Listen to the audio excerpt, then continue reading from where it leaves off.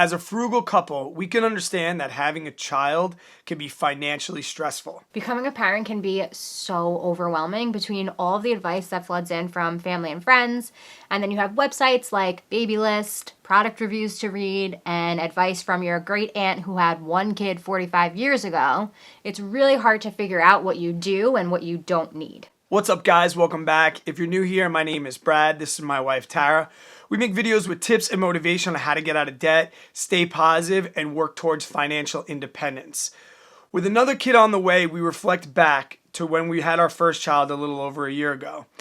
And it was so financially stressful to us because we were trying to get out of debt, we were trying to stay frugal, and we thought and knew that a kid was going to really change our budget situation. When our first daughter was on the way, we knew that we could look to the debt-free community for help in trying to decide what exactly we need and didn't need. And one person that we really looked to was Lydia Channel.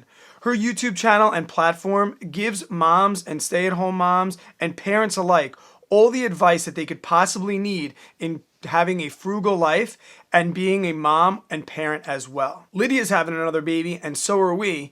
So we got to talking with her about, things that we're going to need again, and we started reflecting back on what we really used when we had Avery. So we decided to team up, give a couple different things that were must-have for parents, and come up with this collaboration. If you don't know who Lydia is, I'm going to leave all of her information in the description below, guys.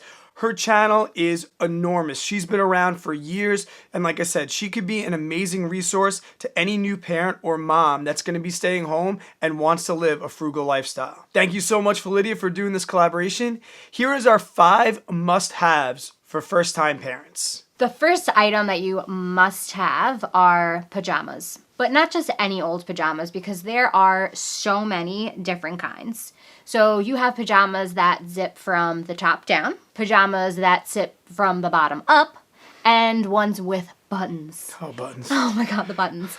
If you get pajamas that have buttons on them, return them immediately. They are the worst. Baby's freezing cold. You're trying to change a diaper in the middle of the night with one eye open, and the baby is screaming because you can't get all 10 buttons buttoned up. Not to mention when they're 4, 5 months old, 6 months, and they start rolling around on you, then it really becomes impossible. So button-up pajamas are a hard no. Now, with the 2 types of zip-up pajamas, the ones that zip from the bottom up are the ones that you usually see the most.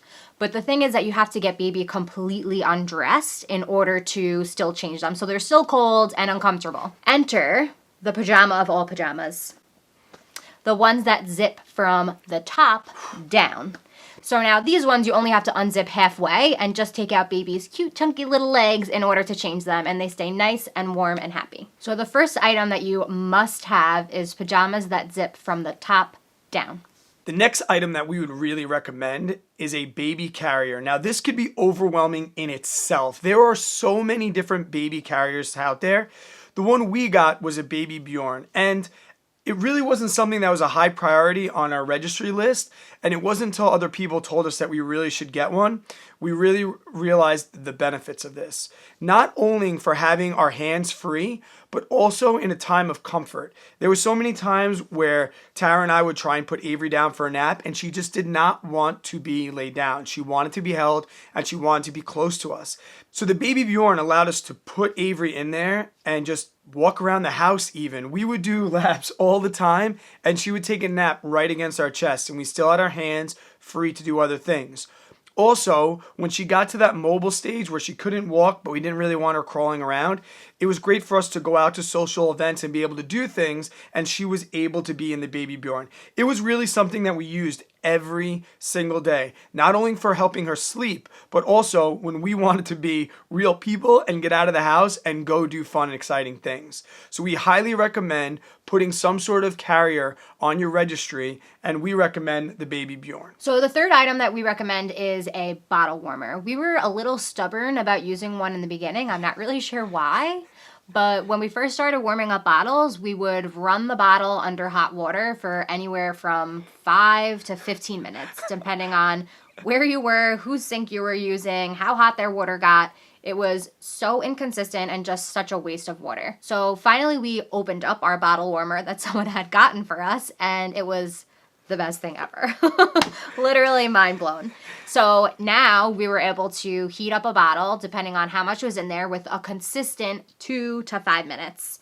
Everything was even, and we didn't have to worry about it being too hot, too cold, running it underwater forever. It was just the best thing. So we highly recommend that you get yourself an efficient bottle warmer. The fourth item that you're going to need, or that we really suggest, is a recliner for the baby's bedroom or wherever that baby's going to be sleeping. And to be honest, this was the one thing that we were totally against, mostly because of the price. Now, full disclosure, we got it as a gift, but even so, when my father said that he wanted to get it for us, we're like, I still wasn't about it. yeah, we're like, we don't need that. And it really turned out to be an amazing piece of baby equipment that we had. The nights that we'd spend in there holding the baby, feeding the baby in the middle of the night, it was so important to have a nice, comfortable place for us to sit and really take care of that baby on those long nights in the early few months. We thought a regular old chair would do, but this was not the case. We spent so many hours in there rocking the baby to sleep, or even just holding her and closing our eyes for a quick power nap ourselves. And now going into our second baby, that's one item that we know that we could definitely not live without. And we know, guys, it's really, really expensive, but maybe if you can get, some in-laws or some parents or grandma, a couple people to go in and get you one. If you can find room in your baby budget, a recliner is really going to be a lifesaver in those late night situations early on in the baby's life. The fifth tip that we have for you is for nursing moms. So I nursed Avery for the first really 11 months of her life, and I went back to work full time, so I needed a pump. Most insurance carriers are going to cover some kind of a basic pump, but a lot of my friends and family suggested that I get a hands-free pump.